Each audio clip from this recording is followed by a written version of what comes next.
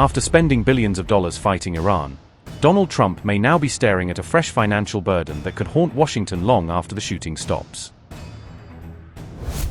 The United Arab Emirates is demanding repayment of war damages from the United States, just days before the fragile U.S.-Iran truce is set to expire.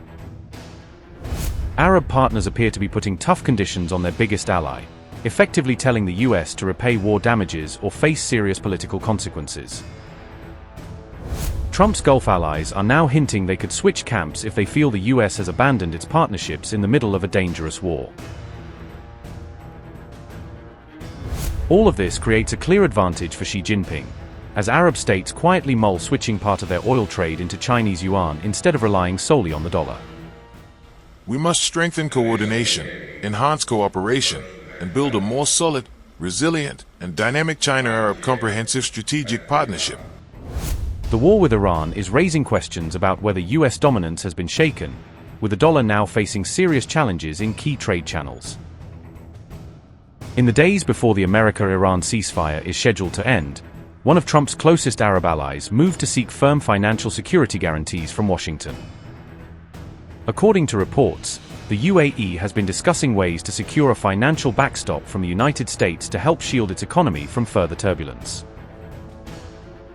These developments were reported by the Wall Street Journal, which cited high-level meetings between Emirati and American officials as the source.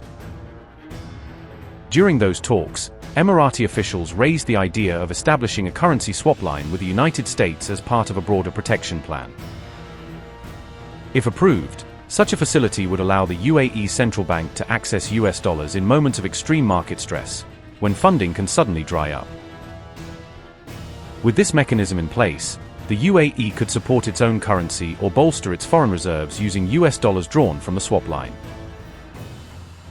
The Wall Street Journal says the U.A.E. is seeking this kind of security in case the war with Iran deepens financial stress on Abu Dhabi's economy.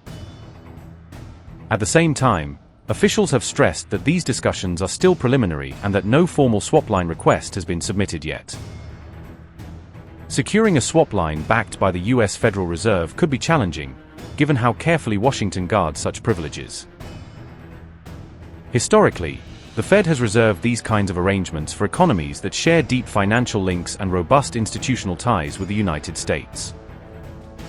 In moments of global stress, Washington has occasionally extended temporary swap facilities to a broader circle of countries to cushion systemic shocks. According to the report, the U.A.E. might not automatically qualify for such a swap line facility under current criteria. As an alternative, the United States could choose to deploy its Exchange Stabilization Fund, a powerful but less used financial tool. The ESF can provide loans, guarantees, or other support to partner economies, giving them breathing room during periods of heavy stress. So far, the U.A.E. has avoided a full-blown economic fallout from the Iran war, thanks to strong buffers and careful management. Prolonged disruptions, especially in choke points like the Strait of Hormuz, could dent dollar revenues and put pressure on foreign exchange reserves.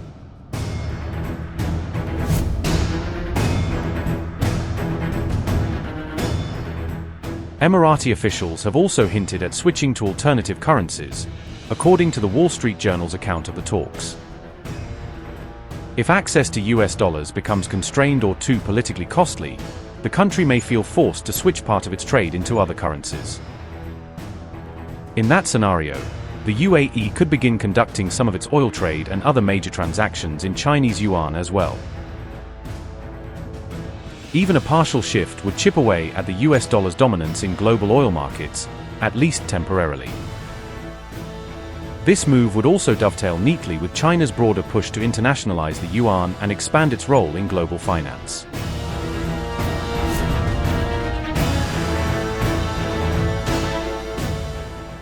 Oil and gas infrastructure in several Arab states suffered major damage during the conflict, including critical facilities in the Gulf that were hit or disrupted.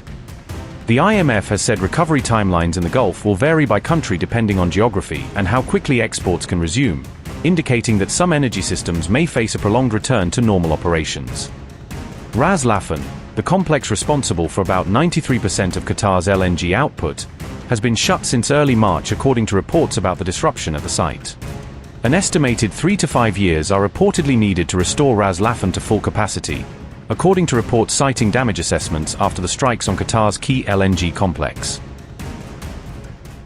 In Bahrain, several homes were damaged in situ. Industrial sites, including aluminium-related facilities, were also reportedly targeted. At least 2 civilians were killed and 2 others were injured. Saudi Arabia faced repeated attacks on Riyadh and the eastern province. Reports said 2 civilians were killed. 1 U.S. service member also died. At least 12 American soldiers were wounded during the attacks. Qatar came under repeated attacks on key sites and important oil and gas infrastructure. 4 Qatari servicemen and 3 Turkish nationals were reported killed. Some of the casualties linked to a helicopter crash during the conflict period. In the United Arab Emirates, fires and visible damage were reported in Abu Dhabi and Dubai. Civilian infrastructure, airports, ports, and industrial locations were affected. Petrochemical and aluminium-linked facilities were also reportedly attacked. Deaths included 9 civilians and 2 military personnel. In Jordan, falling debris caused material damage. 1 American soldier was reported injured. A strike was also reported on a US-related site in eastern Jordan.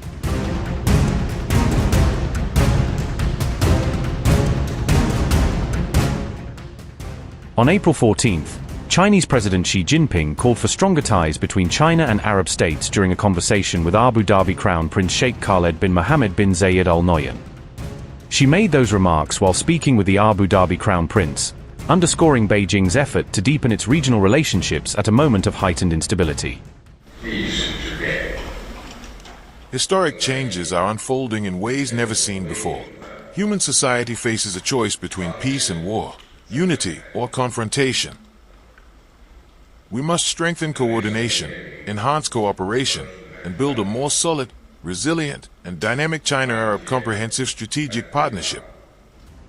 Earlier, China had criticized Trump's maritime blockade move after the Islamabad peace talks failed, reflecting Beijing's opposition to further escalation in the Gulf.